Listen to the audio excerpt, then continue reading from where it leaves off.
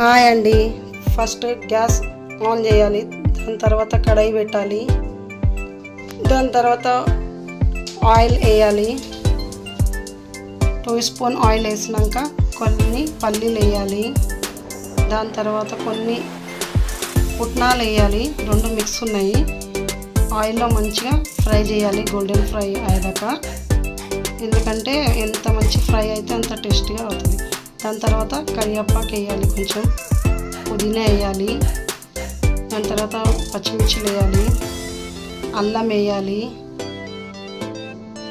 ఎల్లిపాయలు వేయాలి, దాని తర్వాత ఉల్లిపాయలు వేయాలి,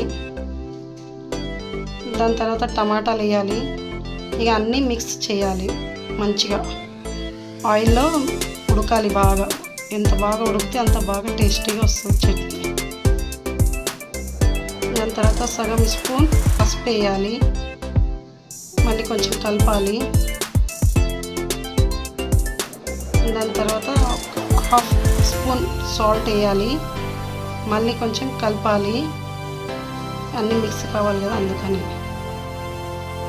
దాని తర్వాత ఇక మిక్సీలో వేయాలి, మిక్సీలో వేసి ఇక పేస్ట్ చేయాలి.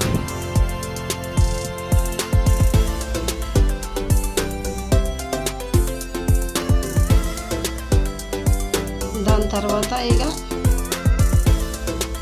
పేస్ట్, ఎందుకంటే బాగా ఇది కాలేదు, కొన్ని వాటర్ వేయాలి దీంట్లో.